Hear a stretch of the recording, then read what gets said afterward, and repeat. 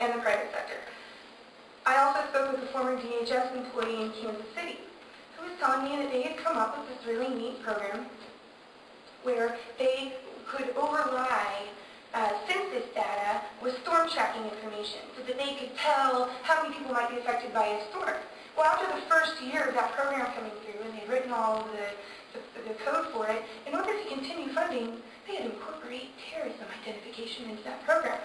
So now this guy who went to school, began his master's degree in disaster management, is now being forced to overlay his disaster management stuff with terror-related stuff that he has no education on.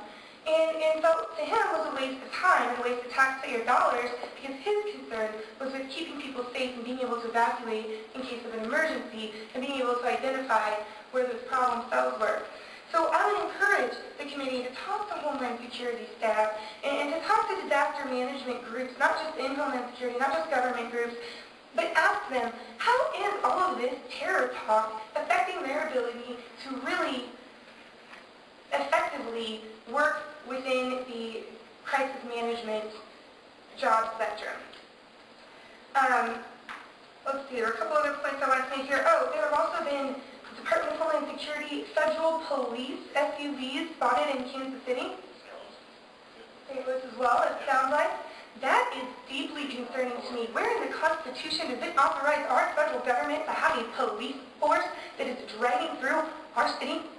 I called the sheriff's office about it in Jackson County. Not only did they not know about it, but they didn't understand that the sheriff is the highest level of authority in their counties and that they have the right to kick the federal government out. That is not good. What are we doing to educate our law enforcement? What are we doing to educate our sheriffs that they have the authority to kick these people out? When you look at the advisory committee that is listed in this PowerPoint, the Missouri Sheriff's Association is on there as an advisory committee. They're the people with the power to kick the federal government out, to kick Homeland Security out, and they are plopped down right here on the advisory committee. Do you think they're actually going to stand up for the Constitution and for the citizens of this state when they are integral parts of such an outrageous infringement of our constitutional rights as human beings to survive and exist without fear of our government spying on us and profiling us and lashing out against us? Now, when is that line crossed? When are they going to act on this? I've already been thrown out of the governor's office by Highway Patrol. It's all on videotape. I wasn't doing anything other than sitting there asking for an appointment because I issued a sunshine letter to Governor Nixon, and their response was just an over 10 cents a copy. Highway Patrol was awesome. They said, here's your flat fee, got it taken care of, I got all my information, I'm still trying to sift through it, it's a lot, and they didn't send me. There were a couple things that really weren't relevant, but they didn't, go out of their way to do anything ridiculous. Governor's office is giving us the runaround, and they threw me out. They threw me out for asking for an appointment. It was my 4th visit in person. Asking for an appointment. How am I supposed to find out what is going on here when my governor has his logo on top of the MIAC report that goes out, and he won't meet with me? And I have a sunshine letter pending with him. How am I supposed to get answers? How am I supposed to find out what's going on? And how can my state legislator help me? I don't know that.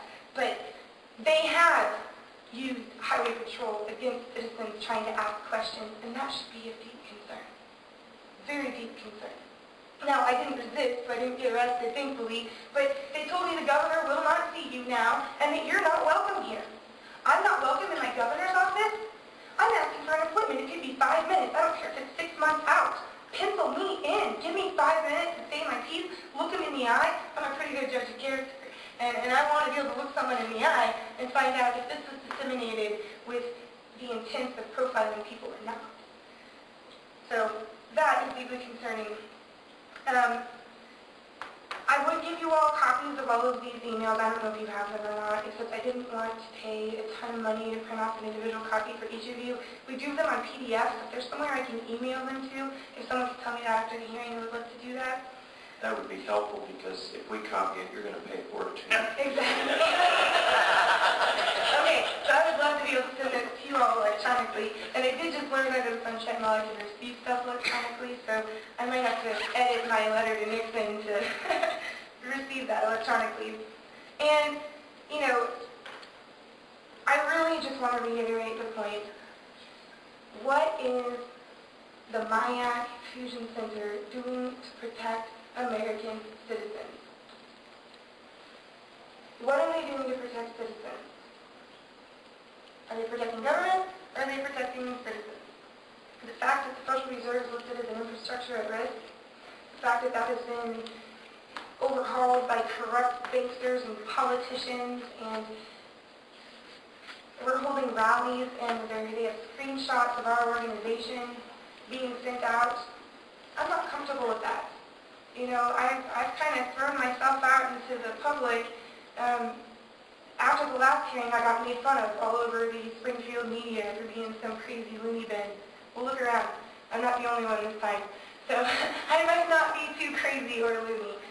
So this is the information I have for you, and thank you, all of you, for everything you're doing, because it really, really means a lot. And I will let you know that there is a documentary being made about fusion centers and the Mayak report, and I really hope that by the time all of the information is put together, that Missouri can come out as the champion of the Constitution, having defeated such horrible institutions as fusion centers. Thank you for your time and testimony. Any questions for this witness? Seeing none, thank you very much. Be sure to fill out a witness form.